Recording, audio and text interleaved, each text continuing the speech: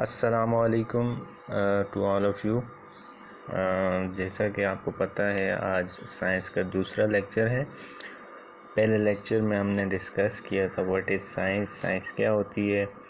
उसके बाद हमने अपना पहला यूनिट स्टार्ट किया, ह्यूमन ऑर्गन सिस्टम। फिर हमने डिस्कस किया था ऑर्गन क्या होते हैं और ऑर्गन सिस्टम क्या होते हैं। Organs are different parts. जिस तरह कोई भी बॉडी का पार्ट जिसका कोई स्पेसिफिक फंक्शन है, जिस तरह आँख है आपकी, वो उसका काम देखना है, कान है उसका काम सुनना है, ठीक है। इसी तरह माउथ, इसके डिफरेंट काम है, स्किन का काम प्रोटेक्शन देना। ये डिफरेंट ऑर्गन्स हैं, पार्ट्स हैं आपकी बॉडी के। फिर ये पार्ट्स, जब बहुत सारे पार्ट्स मिल के कोई एक काम करें तो वो एक सिस्टम बनाते हैं, और उस सिस्टम को हम ऑर्गन सिस्टम कहते हैं, क्योंकि वो ऑर्गन से मिलके बना है, डिफरेंट ऑर्गन से मिलके बना है। फिर ऑर्गन सिस्टम के बाद हमने डिस्कस किया था एक स्पेसिफिक ऑर्गन सिस्टम जिसका नाम है ह्यूमन डाइजेस्टिव सिस्टम। इसका नाम डाइजेस्टिव सिस्टम क्यों है? क्योंकि ये डाइजेशन करता है। और फिर हमने डिस्कस किया डाइजेशन क्या होती है, breakdown of food.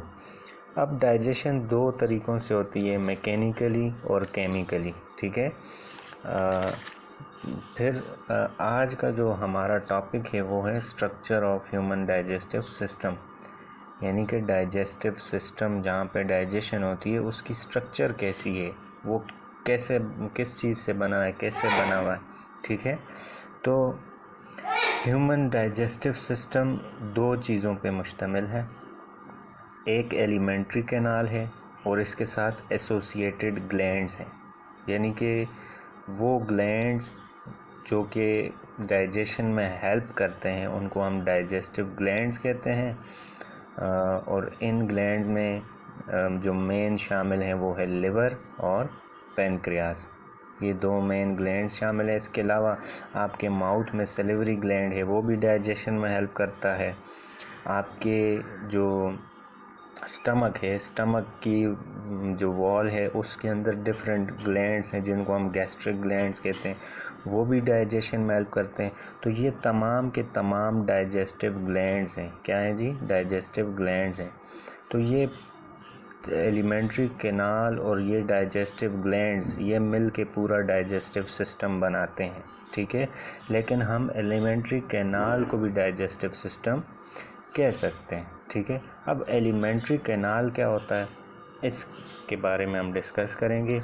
Alimentary canal के 5 पार्ट्स हैं, ठीक है। सबसे पहले माउथ है, फिर ईसोफेगस, फिर आपका स्टमक, फिर स्मॉल इंटेस्टाइन और लार्ज इंटेस्टाइन। ये 5 पार्ट्स हैं एलिमेंट्री कैनाल के या डाइजेस्टिव सिस्टम के। और इन 5 पार्ट्स के अलावा बाकी जो हैं वो डाइजेस्टिव ग्लैंड्स हैं जो कि इन डिफरेंट पार्ट्स के साथ एसोसिएटेड हैं। जैसे कि सलिवरी ग्लैंड माउथ के साथ एसोसिएटेड है, उस वहाँ पे हेल्प करता है डाइजेशन में। और स्टमक में गैस्ट्रिक ग्लैंड्स हैं। फिर स्मॉल इंटेस्टाइन में लिवर और पैनक्रियाज हैं जो कि हेल्प करते हैं डाइजेशन में। अब एलिमेंट्री कैनाल से हम स्टार्ट करेंगे, पूरा डाइजेस्टिव सिस्टम को हम आज डिस्कस करेंगे।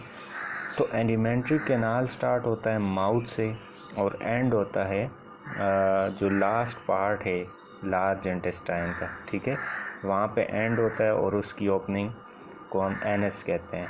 यानी कि एलिमेंट्री कैनाल या digestive system starts from mouth and ends at the anus. अब ये जो पूरा सिस्टम है जो हम ने बताया कि माउथ से स्टार्ट होता है और एनस पे ख़त्म होता है, इस सिस्टम में फूड पास होता है। इस पूरे एलिमेंट्री कैनाल में या डाइजेस्टिव सिस्टम में फूड पास होता है, और पास होने से क्या होता है, फूड की डाइजेशन होती है। जब फूड इस सिस्टम में पास होता है तो उस फूड की डाइजेशन होती है। अब following are the parts of this canal which perform specific function. अब नीचे वही 5 पार्ट्स हैं जो मैंने बताया आपको, mouth, oesophagus, stomach, small intestine and large intestine. अब ये जो पार्ट्स हैं इनमें से हर पार्ट का एक ख़ास फंक्शन है, एक ख़ास स्पेसिफिक काम वो करता है, ठीक है। अब सबसे पहला जो पार्ट है माउथ को ओरल कैविटी भी कहा जाता है और बकल कैविटी भी कहा जाता है। Food enters the digestive system through mouth. Food हमारे डाइजेस्टिव सिस्टम में यहाँ से एंटर होता है। अब यहाँ पे मैकेनिकली ब्रेकडाउन टीथ के ज़रिए से होती है और केमिकल जो ब्रेकडाउन है वो सैलिवरी ग्लैंड से जो सलाइवा सिक्रीट होता है उसके ज़रिए से, क्योंकि उसमें एंजाइम्स होते हैं, केमिकल्स होते हैं, उसके ज़रिए से केमिकल, यानी कि माउथ में दोनों किस्म की डाइजेशन होती है, मैकेनिकल डाइजेशन भी और केमिकल डाइजेशन भी। मैकेनिकल डाइजेशन टीथ के ज़रिए और केमिकल डाइजेशन सलाइवा के ज़रिए। और सलाइवा जो सिक्रीट करता है ग्लैंड, उस ग्लैंड को हम सैलिवरी ग्लैंड कहते हैं। और दूसरा फंक्शन ये है सलाइवा का कि ये फूड को सॉफ्ट बनाता है, सॉफ्ट और स्लिपरी बनाता है, ताकि वो इजीली डाइजेस्टिव सिस्टम में फ़्लो कर सके, मूव कर सके। अब जब सलाइवा फूड के साथ मिक्स हो जाता है, वो स्लिपरी और सॉफ्ट बन जाता है, तो उस फूड को फिर हम बोलस कहते हैं। बोलस स्वेलोड होता है, यानी कि स्वेलविंग होती है, उसकी निगल लेते हैं हम, बोलस माउथ से निगला जाता है by the help of tongue and lips और टंग की मदद से बोलस को हम निगल लेते हैं। और निगलने के बाद ये कहाँ एंटर होता है? ईसोफेगस में, ठीक है। ईसोफेगस में जब एंटर हो जाता है बोलस, जो कि दूसरा पार्ट है एलिमेंट्री कैनाल का या फिर डाइजेस्टिव सिस्टम का। ईसोफेगस एक लॉन्ग ट्यूब है, लॉन्ग भी है ये, नैरो भी है, यानी कि लंबी तो बहुत है लेकिन ये तंग सी ट्यूब है, नैरो ट्यूब है, ठीक है। और ये बनी किस चीज़ से? ये मसल से बनी हुई है, तो इसीलिए ये मस्कुलर ट्यूब है। लॉन्ग, नैरो एंड हॉलो, यानी कि अंदर से ये खाली है जिसमें फूड गुज़र सकता है। तो ये long, narrow, hollow and muscular tube है। ये काम क्या है इसका? बोलस को माउथ से स्टमक तक लेके जाती है। It carries bolus from mouth to stomach. अब इसके जो दोनों एंड्स होते हैं, फॉर एग्ज़ाम्पल ये हमारा ईसोफेगस है, इसके दोनों एंड्स पे स्फिंक्टर होते हैं। स्फिंक्टर क्या होते हैं? स्फिंक्टर आर मस्कुलर रिंग्स, यानी कि ये ऐसी रिंग्स होती हैं जो कि मसल्स की बनी होती हैं। और इनका काम क्या होता है? Sphincters prevent food from coming back, यानी कि ये फूड को वापस आने से रोकते हैं। कहाँ से वापस आने से? एक तो स्टमक से ईसोफेगस में आने से रोकते हैं, और फिर ईसोफेगस से माउथ में फूड वापस ना आ जाए। ये काम किसका होता है जी? स्फिंक्टर का। और स्फिंक्टर क्या है? ये मस्कुलर रिंग्स हैं जो कि बोथ एंड्स ऑफ ईसोफेगस पे पाए जाते हैं। क्लियर हो गया यहाँ तक? अब हमने तीसरा पार्ट डाइजेस्टिव सिस्टम का डिस्कस करना है, जो कि मेन पार्ट है डाइजेस्टिव सिस्टम का, stomach. Stomach is a sac like structure. ये एक थैले की तरह, सेक की तरह होती है और मस्कुलर वॉल होती है इसकी, मसल से बनी हुई थिक वॉल होती है इसकी। और इसकी वॉल जब कॉन्ट्रैक्ट और रिलैक्स होती है कॉन्टीन्यूसली, यानी कि हर टाइम ये कॉन्ट्रैक्ट रिलैक्स हो रही होती है, तो इसकी कॉन्ट्रैक्शन और रिलैक्सेशन की वजह से फूड टूट रहा होता है, break down of food, digestion हो रही होती है स्टमक के अंदर। और दूसरा, ये तो मैकेनिकल डाइजेशन है। दूसरा, इसकी वॉल के अंदर कुछ ख़ास सेल्स होते हैं जिनको हम गैस्ट्रिक ग्लैंड्स कहते हैं। वो सेल्स जूस सिक्रीट करते हैं और उस जूस को हम गैस्ट्रिक जूस कहते हैं, जो कि केमिकली डाइजेस्ट करती है फूड को, और इसके अलावा जर्म्स को भी किल करती है गैस्ट्रिक जूस। अब फूड जब स्टमक में डाइजेस्ट हो जाता है, ठीक है, किसी हद तक मज़ीद डाइजेशन माउथ में जो स्टार्ट हुई थी वो स्टमक में कंटिन्यू रहती है। और माउथ में बोलस बना था, स्टमक में डाइजेशन होने के बाद जो फूड या बोलस कन्वर्ट हो जाता है उसको हम काइम का नाम देते हैं। और काइम सेमी लिक्विड होता है, यानी कि लिक्विड की तरह होता है, जिस तरह सूप होता है सेमी लिक्विड टाइप, तो बोलस कन्वर्ट हो जाता है काइम में। और इसके बाद जो पार्ट है, यानी कि स्टमक से एंटर होता है फूड स्मॉल इंटेस्टाइन में, next part of digestive system में। अब स्मॉल इंटेस्टाइन तकरीबन 6 से 8 मीटर लॉन्ग ट्यूब है, यानी कि ये तकरीबन 20-22 फीट लॉन्ग ट्यूब है। ये भी नैरो है लेकिन कॉइल्ड है। अभी मैं आपको इसकी डायग्राम बताता हूँ।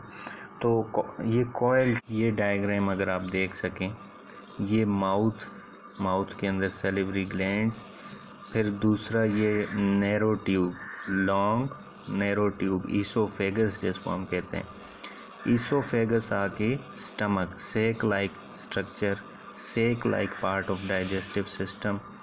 The third part of digestive system stomach के अंदर एंटर होता है, और स्टमक से ये आपको ब्लू नज़र आ रहा होगा, ये आपका स्मॉल इंटेस्टाइन है। और ये कितना कॉइल्ड है, यानी कि सीधी ट्यूब नहीं है, ये ख़ुद पे ऐसे लिपटी हुई है, कॉइल्ड ट्यूब है।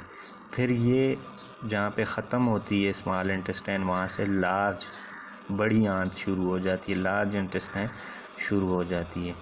और ये रेक्टम आखिरी हिस्सा लार्ज इंटेस्टाइन का। अब इस डाइजेस्टिव सिस्टम के साथ देखें तो ये डिफरेंट ग्लैंड्स हैं। ये देखें लिवर, ठीक है, यहाँ पे पेनक्रियाज आप देख सकते हैं स्टमक के पीछे। तो ये डिफरेंट ग्लैंड्स भी साथ में अटैच हैं।